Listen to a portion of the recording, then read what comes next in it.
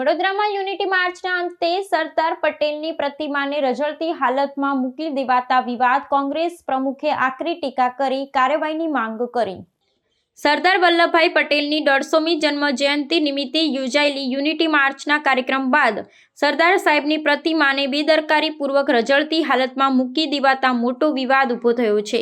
આ માર્ચમાં સ્થાનિક ધારાસભ્યો અને અગ્રણીઓ પ્રતિમા સાથે રેલીમાં જોડાયા હતા, પરંતુ કાર્યક્રમ સમાપ્ત થયા બાદ રાત્રિના સમયે કિશનવાડી વિસ્તાર નજીક આ પ્રતિમાને એક વાહન પર જ અવગણનાપૂર્વક છોડી દેવામાં આવી હતી, જેણે રાજકીય અને સામાજિક ગરમાવો જગાવ્યો છે।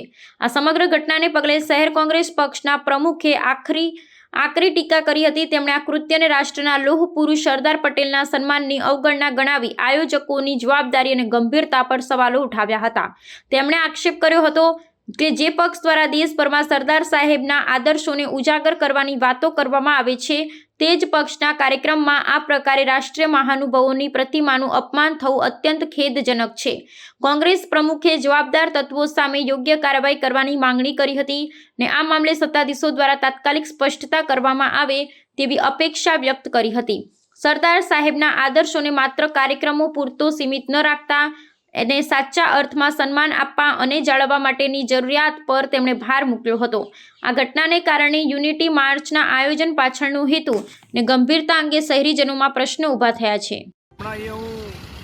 પૂર્વ વિસ્તારમાં જે કિશનવાડી વિસ્તાર છે ત્યાં રોડ પર આપ જોઈ શકો છો કે લોખંડી પુરુષ સરદાર વલ્લભભાઈ પટેલ સાહેબની પ્રતિમા અહીંયા ટેમ્પાની અંદર રોડ પર ઊભી છે। ગઈકાલે આ વડોદરા સિટી વિધાનસભાનો વિસ્તાર અને અહીંયાથી જે હમણાં નવનિયુક્ત મંત્રી બન્યા, જે પહેલાં પણ મંત્રી હતા બેન, અને પહેલાં મંત્રી બનીને કશું વડોદરા શહેર કે આ વિધાનસભા માટે કોઈ કામ કર્યું નથી। ગઈકાલે વડોદરાના સાંસદ આ બેન જે મંત્રી બન્યા એ આ કોર્પોરેટરો બધા ડિસ્કો ડાન્સ કરતાં કરતાં એકતા યાત્રા યુનિટી માર્ચ કાઢી હતી।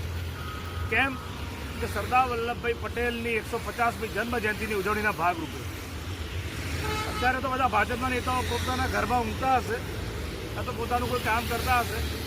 સવારના હમણાં 9 વાગ્યા છે। આ લાઈવના માધ્યમથી બતાવવા માગું છું કે જોઈ લો સરદાર વલ્લભભાઈ પટેલ માટે ભારતીય પાર્ટીના નેતાઓને શું માન સન્માન છે એનો જીવતો જાગતો નમૂનો તમારી સમક્ષ અહીંયા હાજર છે।